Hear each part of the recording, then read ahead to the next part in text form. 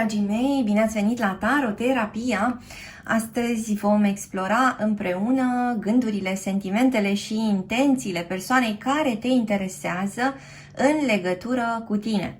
Și vom face această explorare pentru energia masculină și pentru energia feminină. Avem o citire generală, vă invit să luați de aici ceea ce simțiți voi că se potrivește pentru fiecare dintre voi și avem de asemenea o citire fără timp, adică este relevant momentul în care asculți acest mesaj, nu momentul când a fost publicat. Așadar, haideți să vedem care sunt gândurile, sentimentele, intențiile persoanei care te interesează vis-a-vis de tine și explorăm pentru energia masculină gânduri, sentimente și intenții. Pentru energia feminină gânduri, sentimente și de asemenea intenții. Interesant, ceea ce sare în ochi este acest 2 de cupe din energia masculină, un bărbat îndrăgostit, un bărbat plin de dorință, un bărbat care își dorește foarte mult uniunea, apropierea sau reapropierea ori împăcarea cu energia feminină. Așadar, simt că vorbim aici despre o perioadă în care energia masculină tinde să se implice afectiv din ce în ce mai mult. Avem de asemenea energia lunii, care vorbește despre o anumită confuzie pe care acest bărbat o experimentează. Este un bărbat care ar dori să știe mai mult. Este un bărbat care își dorește claritate în plan mental și totuși nu o are. Această energie a lunii poate să vorbească despre frică, despre angoasă, dar poate vorbi de asemenea și despre cineva care își pierde capul atunci când se îndrăgostește, cineva care uită de celelalte aspecte ale vieții sale, cineva care trăiește cu capul în nori sau aproape de lună și când are pe cineva drag în mintea sa. Așadar, energia masculină zăpăcită, confuză, îndrăgostită și energia masculină de asemenea care își dorește să facă un pas înainte către tine și să inițieze ceva către tine, ascultătorule, dacă tu ești energia feminină, da? Haideți să vedem ce ar apărea în energia feminină, în schimb, vis-a-vis de energia masculină.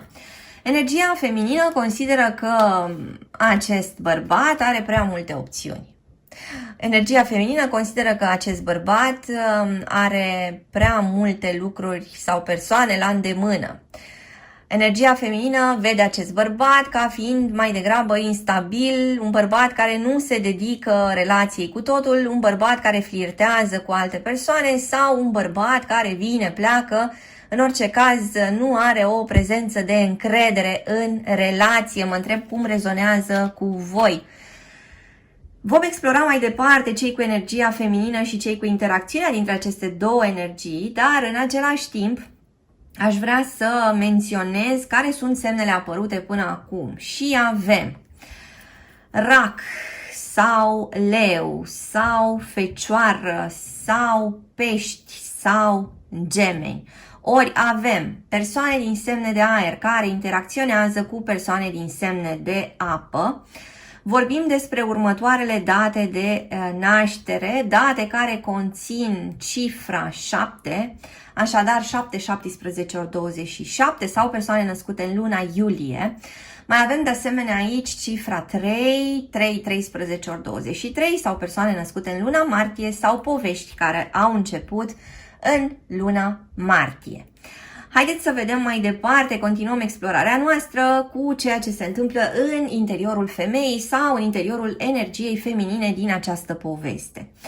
Femeia din această poveste simte că acest bărbat a dezamăgit-o de prea multe ori. Femeia mai simte că bărbatul din această conexiune tinde să controleze, tinde să domine situația, tinde să nu asculte prea atent ceea ce îi spune ea, tinde să fie el șeful în relație, ori femeia nu este de acord cu această poziționare superioară a bărbatului.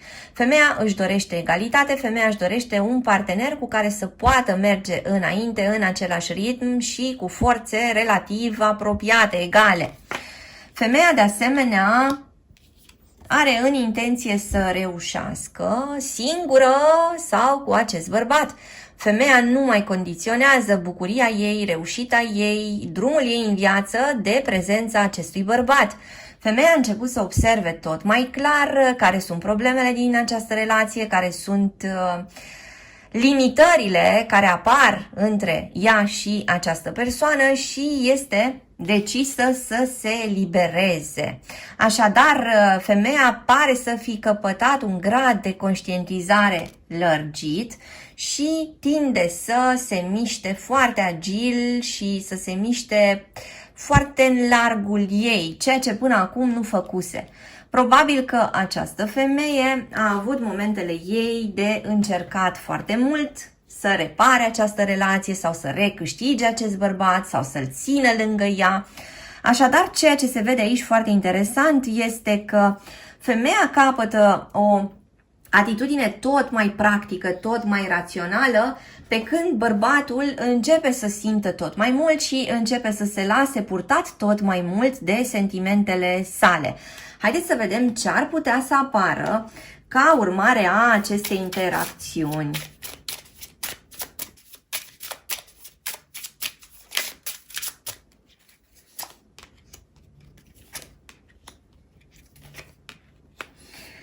Ca urmare a acestei interacțiuni, va trebui ca cei doi parteneri să vorbească foarte deschis.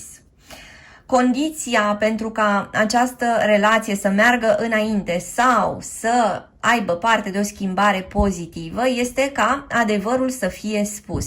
Condiția de asemenea este ca persoanele implicate în această conexiune să aibă niște obiective comune la care lucrează împreună. Condiția este de asemenea deschiderea între cele două persoane și s-ar putea ca aceste aspecte să fie discutate în curând. Avem de asemenea această energie care vorbește despre cineva care se deschide, dar care în același timp tinde să poarte în continuare o mască. A purta o mască este de foarte multe ori o modalitate a cuiva de a se apăra de o posibilă dezamăgire sau de un posibil abandon sau de o posibilă rușine pe care ar putea să o simtă ca urmare a punerii adevărului său pe masă. Ceea ce simt aici este că energia masculină încă are o teamă să exprime până la capăt anumite adevăruri, de teamă că va fi judecat și că femeia va alege să întoarcă spatele definitiv relației. Așadar, probabil că energia masculină va încerca să remedieze anumite lucruri din această conexiune, însă va reuși să dea jos masca abia atunci când se simte complet confortabil cu ceea ce urmează, da? Cu aceste consecințe ale adevărului spus până la capăt. De asemenea, sunt anumite nemulțumiri în această poveste care nu au fost niciodată discutate sau nu au fost niciodată rezolvate. Ceva aici s-a tot repetat, cineva a tot oferit, cineva a refuzat să primească și sunt niște aspecte care dacă nu sunt puse foarte clar pe masă și nu sunt adresate, s-ar putea ca această conexiune să aibă de suferit sau să ajungeți în acel punct în care comunicați, dar comunicați cumva superficial, da? Comunicați doar despre lucruri care nu vă rănesc. Comunicați despre lucruri care au legătură cu viața voastră de zi cu zi, dar nu cu ceea ce vă interesează pe voi cu adevărat. Așadar, iată, avem aici niște pași care sunt necesari pentru ca povestea asta a voastră să se fluidizeze. Haideți să vedem mai departe, iată ce a sărit aici, un 3 de cupe, da? Aveți nevoie de o întâlnire. Aveți nevoie de un moment în care relaxați, stați de vorbă.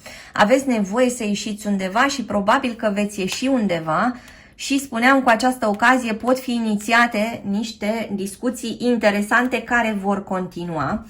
Ca inițiale au apărut aici următoarele litere. Litera B, litera S, litera E, litera M, litera O, litera A sau litera J.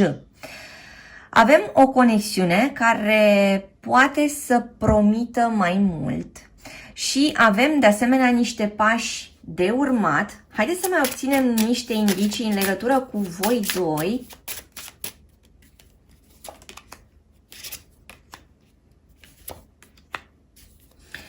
Foarte interesant că există o luptă din partea acestor parteneri pentru a menține totuși relația în picioare. Aici nu se renunță la luptă. Avem de asemenea o teamă foarte mare de abandon, care este prezentă probabil în amândoi. Vorbim despre două persoane care își țin de cald una celeilalte și care nu concep să plece pe un alt drum. Așadar, atenție, fiecare dintre voi s-ar putea să aibă în prim plan în perioada următoare o teamă foarte mare de a fi părăsit, de a fi abandonat, de a fi exclus. S-ar putea să se joace acest lucru pe scena voastră relațională. Atenție la această frică de abandon atunci când încercați să negociați ceva pentru îmbunătățirea acestei relații. Aveți de conștientizat fiecare această teamă foarte mare care s-ar putea să pună stăpânire pe voi câteodată și să vă facă să reacționați cumva pe dos. Și chiar sunt curioasă cum rezonează cu voi acest mesaj. Relația este menținută, parteneriatul este menținut sau în orice caz aici se fac eforturi foarte mari pentru a menține această relație și pentru a continua această relație. Îți mulțumesc că ai fost cu mine astăzi, te aștept și data viitoare pentru citiri personalizate, meditații audio, cărți audio, cursuri de tarot. Te aștept pe site-ul www.taroterapia.ro. Abonează-te, dă un like și lasă un comentariu dacă ți-a plăcut acest video, iar până data viitoare să ai grijă de tine.